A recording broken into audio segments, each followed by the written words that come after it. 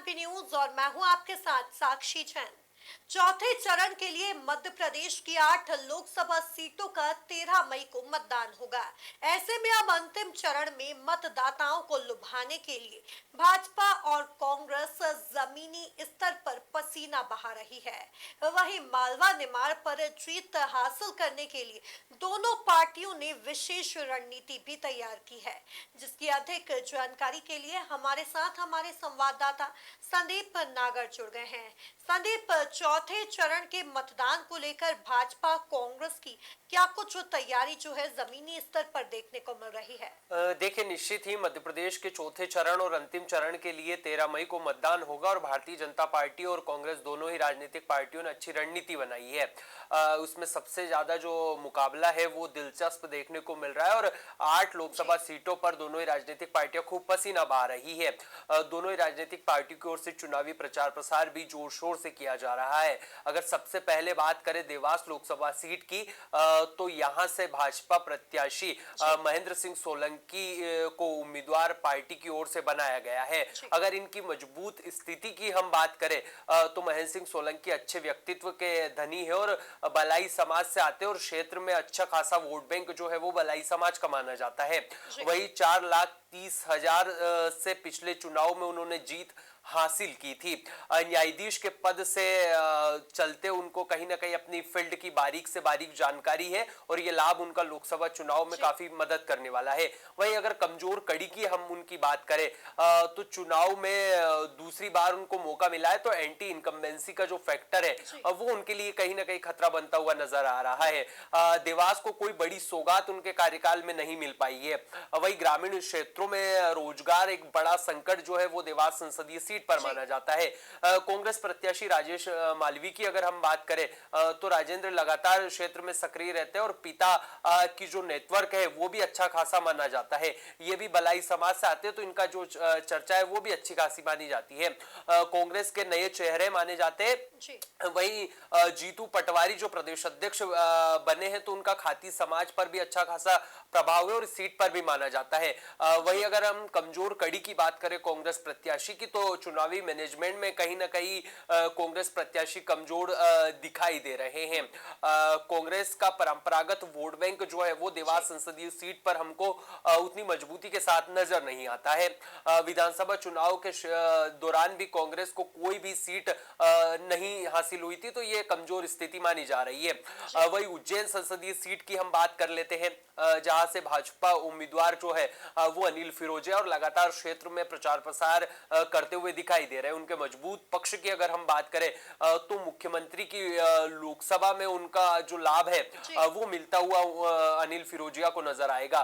पिछले चुनाव में उन्होंने अच्छे खासे वोटों से जीत हासिल की थी। कार्यकर्ताओं के दम पर अनिल फिरोजिया जो है वो चुनाव में दम दिखाते हुए नजर आ रहे हैं। वही अगर कमजोर कड़ी की हम बात करें अनिल फिरोजिया की तो केंद्र सरकार ने काम किए लेकिन सांसद ने अपने खाते से कोई विशेष उपलब्धि जो है वो क्षेत्रवासियों को नहीं दी है। विधानसभा चुनाव में कम सक्रिय रहने का जो खामियाजा है वो भी कहीं ना कहीं अनिल फिरोजिया के लिए एक नुकसानदायक हो सकता है। सभी गुटों का जो सहयोग मिलना चाहिए वो अनिल फिरोजिया को नहीं मिल रहा है। कांग्रेस प्रत्याशी महेश परमार की अगर हम बात करें तो वो भी लगातार क्षेत्र में एक्टिव है। उनकी अगर मजबूत स्थिति की हम बात करें तो विधायक रहते हुए उन्होंने अच्छा काम किया और अच्छा परफॉर्मेंस उन्होंने दिखाया है। सरल और जमीनी स्तर पर रहने वाले नेताओं में उनकी गिनती होती है। कांग्रेस पूरी ताकत के साथ चुनाव मैदान में लड़ रही है। तो वही कमजोर कड़ी की अगर हम बात करें तो कांग्रेस 12 में से सिर्फ 5 चुनाव जो है वो इस सीट से जीती है और लगातार सक्रिय जरूर रहती है। 8 में से सिर्फ 2 विधानसभाओं पर कांग्रेस ने विधानसभा चुनाव में जीत हासिल की थी। वही बीजेपी का संगठन एक बड़ी चुनौती जो है वो कांग्रेस प्रत्याशी के सामने है तो ये उज्जैन संसदीय सीट का मुकाबला भी रोमांचक माना जा रहा है। वही अगर मंदसौर संसदीय सीट की हम बात करें जिसमें 13 तारीख को चुनाव होने तो बीजेपी प्रत्याशी सुधीर गुप्ता जो है वो लगातार मेहनत करते हुए इस सीट से हमको दिखाई दे रहे हैं। मजबूत पक्ष की अगर हम बात करें तो साल 2019 में बीजेपी को मिली 3 लाख से बड़ी लीड का जो असर वो इस लोकसभा चुनाव में देखने को मिल सकता है। समस्याओं का निराकरण करने वाले नेताओं में उनकी गिनती कहीं ना कहीं लोकसभा क्षेत्र में होती है। मजबूत बीजेपी का संगठन कहीं ना कहीं कांग्रेस के लिए चुनौती खड़ा करता हुआ नजर आ रहा है। कमजोर कड़ी की अगर हम बात करें तो टिकट के दौरान कुछ नेताओं की जो शामिल होती है उनका पूरा सहयोग उनको नहीं मिलता हुआ दिखाई दे रहा है। जनता के बीच कम सक्रिय रहने का घाटा भी उनको कहीं ना कहीं हो सकता है। गुज्जर वोट बैंक पर उनका सीधा पकड़ पाना एक महत्वपूर्ण चुनौती जो है वो मानी जा रही है। कांग्रेस प्रत्याशी दिलीप सिंह गुज्जर की अगर हम बात करें तो वो भी लगातार क्षेत्र में सक्रिय, और उनके मजबूत पक्ष की बात करें तो वो गुज्जर समाज के वोट बैंक का उनको लाभ अच्छा खासा मिल सकता है। कांग्रेस एकजुटता के साथ चुनाव में दम दिखाती हुई नजर आ रही है। पार्टी के सभी नेता जो है वो इस सीट पर सक्रिय और सभी को साथ कर दिलीप गुज्जर आगे बढ़ते हुए नजर आ रहे हैं। वहीं अगर कमजोर कड़ी की हम बात करें तो बीजेपी लगातार बाहरी प्रत्याशी का मुद्दा जो है उन पर थोपती हुई नजर आ रही है। बीजेपी संगठन से लड़ना एक बड़ी चुनौती जो है वो कांग्रेस प्रत्याशी के लिए मानी जा रही है। भारी होने से जमीनी स्तर पर कहीं ना कहीं पकड़ जो है उनकी मजबूत कमजोर स्थिति देखी जा रही है। रतलाम झाबुआ सीट काफी हॉट सीट मानी जा रही है और भारतीय जनता पार्टी और कांग्रेस प्रत्याशी के बीच में कड़ी टक्कर है। भाजपा ने अनीता नागर सिंह चौहान को चुनाव में मैदान में उतारा है। अगर उनके मजबूत पक्ष की हम बात करें तो उनके पति नागर सिंह चौहान मंत्री पद पर है और मोहन सरकार में अच्छा खासा दबदबा माना जाता है। बीजेपी एकजुटता के साथ इस सीट से दम दिखाती हुई नजर आ रही है। महिला प्रत्याशी होने का जो फायदा है वो भी कहीं अनीता नागर सिंह चौहान को मिल सकता है। अगर कमजोर कड़ी की हम बात करें तो जनसंघ से लेकर बीजेपी के लिए काफी चुनौती भरा ये मुकाबला माना जा रहा है और लोकसभा क्षेत्र में लगातार ये आवाज भी उठ रही है। कांग्रेस प्रत्याशी मजबूत स्थिति में यहां से दिखाई दे रहे हैं। वही आदिवासी वोट बैंक को साथ पाना भी अनीता नागर सिंह के लिए चुनौती भरा नजर आ रहा है। कांग्रेस प्रत्याशी कांतिलाल भूरिया की हम बात कर ले तो वो काफी मजबूत स्थिति में दिखाई दे रहे हैं और मजबूत पक्ष की बात करें तो 17 बार लोकसभा चुनाव लड़ चुके और 12 बार उन्होंने जीत हासिल की है। वही क्षेत्र में सबसे ज्यादा कद्दावर आदिवासी नेता के रूप में भी उनकी गिनती की जाती है और वो लगातार सक्रिय रहते हैं। क्षेत्र में कांग्रेस का दूसरा सबसे बड़ा जो नाम है वो कांतिलाल भूरिया माना जाता है और उनकी आदिवासी वोट बैंक पर अच्छी खासी पकड़ भी है। कमजोर की अगर हम बात करें तो पिछला जो लोकसभा का चुनाव वो लड़े थे उनमें कहीं ना कहीं उनको हार का सामना करना पड़ा था। पहले की तरह सक्रिय नहीं रह पाना भी उनके लिए एक बड़ी चुनौती है। कांग्रेस यहाँ से खुद चुनाव नहीं लड़ रही है बल्कि भूरिया खुद चुनाव मैदान में दम दिखाते हुए नजर आ रहे हैं। धार लोकसभा सीट की बात कर लेते हैं जहां से सावित्री सिंह ठाकुर चुनाव मैदान में पूरी दमखम के साथ वो दम दिखाती हुई नजर आ रही है। पूरी भोजशाला का जो मुद्दा है वो इस संसदीय सीट पर गरमाया हुआ है। प्रधानमंत्री नरेंद्र मोदी के चेहरे पर वो चुनाव में दम दिखाती हुई नजर आ रही है। मजबूत बीजेपी का संगठन का जो साथ है वो भी कहीं ना कहीं इस सीट पर देखने को मिल रहा है। अगर कमजोर कड़ी की हम बात करें तो नेता प्रतिपक्ष उमंग सिंगार जो है वो इस संसदीय सीट पर अच्छा खासा प्रभाव रखते हैं और उसका कहीं ना कहीं उनको खामियाजा भुगतना पड़ सकता है। आदिवासी वोट बैंक के बीच में उनकी कमजोर कड़ी मानी जाती है। वर्तमान सांसद का जो टिकट है वो भी काटा गया है तो कहीं ना कहीं भीतरघात का जो उनको मुकाबला है वो करना पड़ सकता है। कांग्रेस प्रत्याशी राधेश्याम मुगेल की बात कर लेते हैं, उनका भी अच्छा खासा प्रभाव है और आदिवासी वोट बैंक के बीच में उनकी अच्छी खासी पेट है जो मानी जाती है। नेता प्रतिपक्ष उमंग सिंगार का चेहरा उनके लिए लाभदायक हो सकता है। जमीनी स्तर के नेता पर उनकी अच्छी खासी छवि भी मानी जाती है। कमजोर कड़ी की अगर हम बात करें तो कहीं ना कहीं पहली बार चुनाव लड़ रहे हैं तो कहीं मैनेजमेंट की दिक्कत उनको दखल दे सकती है।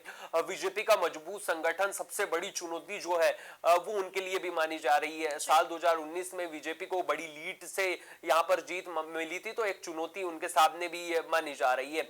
ऐसा ही अनुमान स्थिति जो है वो सब सीटों पर है। इंदौर संसदीय सीट का मुकाबला काफी रोमांचक है और यहां से शंकर लालवानी काफी मजबूत स्थिति के साथ अपना पक्ष रखते हुए नजर आ रहे हैं और मध्य प्रदेश की सबसे सुरक्षित सीट जो है वो लोकसभा के लिए ये मानी जाती है और ये उनके लिए फायदेमंद भी है।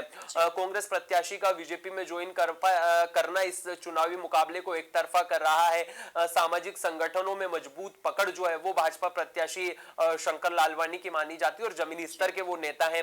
वहीं अगर कमजोर कड़ी की शंकर लालवानी की हम बात करें तो ताई गुट इतना एक्टिव हमको दिखाई नहीं दे रहा है। भाई के सामने भी कहीं ना कहीं अंदरूनी खाने भी अलग अलग जो चीजें हैं वो चलती हुई नजर आ रही है। कांग्रेस प्रत्याशी के मैदान छोड़ने से जनता के बीच में कहीं ना कहीं वोट डालने की इतनी उत्सुकता हमको दिखाई नहीं दे रही है। कांग्रेस प्रत्याशी के मैदान में नहीं होने से मतदान प्रतिशत एक सबसे बड़ी चुनौती जो है वो भाजपा प्रत्याशी के सामने दिखाई दे रही है।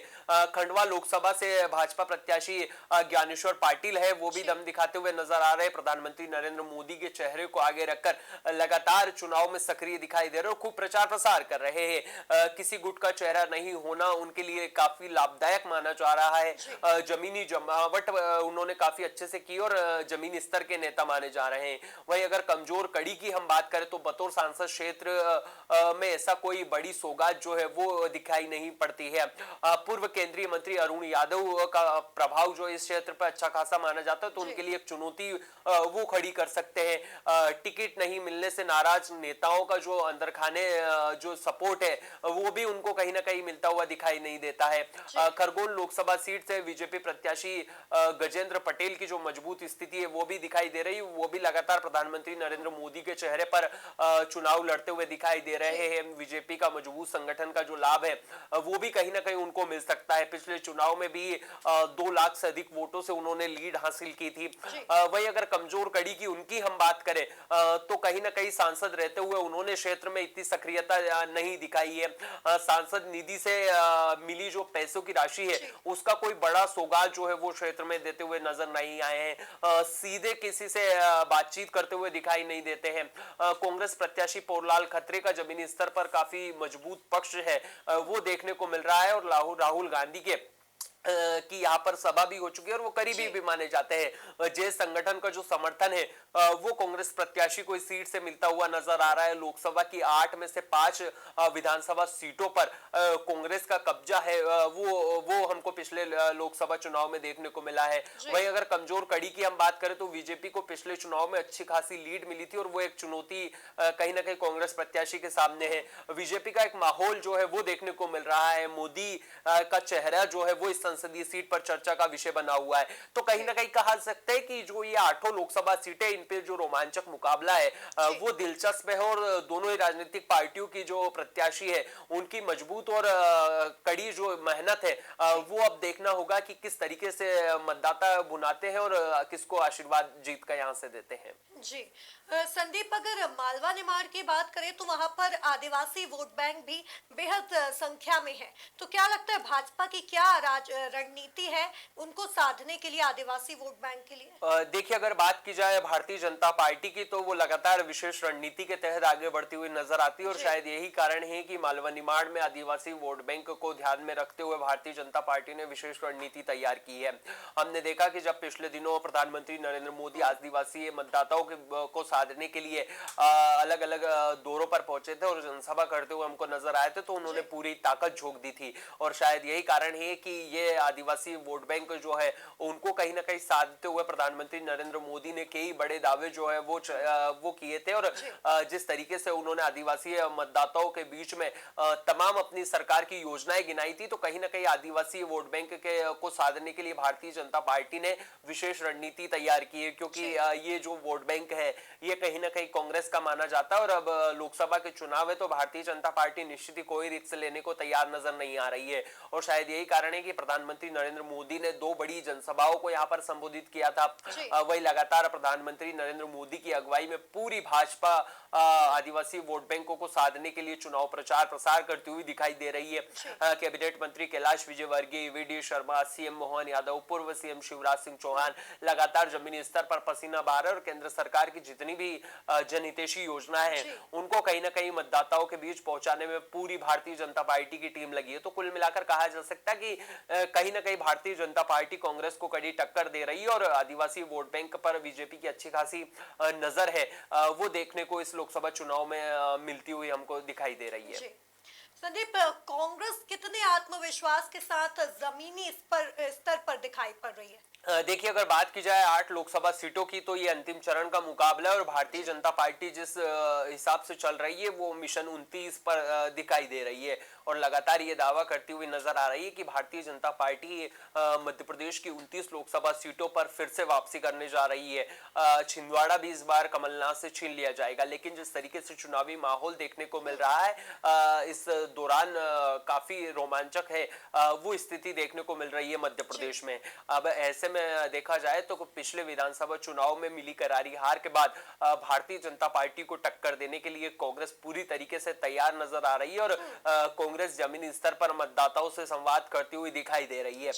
कांग्रेस लगातार अपनी सरकार में जो काम किए गए थे कमलनाथ सरकार में उनको जनता के बीच पहुंचाती हुई नजर आ रही है। राहुल गांधी की जो 5 गारंटियां कांग्रेस सरकार ने दी है, इंडिया गठबंधन ने दी है, उनको कहीं ना कहीं मतदाताओं तक ले जाती हुई दिखाई दे रही। तो कुल मिलाकर कहा जा सकता है कि कांग्रेस भी अपनी रणनीति के हिसाब से लगातार मतदाताओं से संवाद करती हुई दिखाई दे रही है और तमाम जनहितैषी योजनाओं को मतदाताओं के बीच पहुंचा रही है। अब देखना होगा कि 13 तारीख जब चुनाव होंगे तो जनता किस पर भरोसा करती है और किस मतदाताओं को जो है वो जीत का आशीर्वाद देती हुई जो मध्य प्रदेश और 8 लोकसभा सीटों के मतदाता है वो हमको नजर आते हैं। अब देखना होगा कि 13 तारीख को मतदान प्रतिशत कितना बढ़ता है और क्या भारतीय जनता पार्टी का मिशन 29 का जो लक्ष्य है वो पूरा होता है या कांग्रेस अपने पिछले लोकसभा चुनाव से बेहतर प्रदर्शन जो है वो इस लोकसभा चुनाव में करती हुई हमको मध्य प्रदेश में दिखाई देती है। जी, कुल मिलाकर देखा जाए तो मध्य प्रदेश में 13 मई को चौथे यानी आखिरी चरण के चुनाव होने हैं, जिसमें 8 सीटें शामिल हैं। इसमें इंदौर संसदीय सीट भी शामिल है जो हॉट सीट भी बनी हुई है। अब देखना होगा कि जनता अपना मत और आशीर्वाद किसको प्रदान करती है और ये तस्वीर जो है वो 4 जून को साफ हो जाएगी। तब तक के लिए आप बने रहिए एमपी न्यूज के साथ। नमस्कार। एमपी की नब्ज एमपी का हाल, मध्य प्रदेश की हर खबर एमपी न्यूज टीवी के साथ। लगातार खबरों के लिए सब्सक्राइब करें हमारा YouTube channel MP news TV. Latest updates के लिए बेल आइकन दबाना जरा भी न भूलें।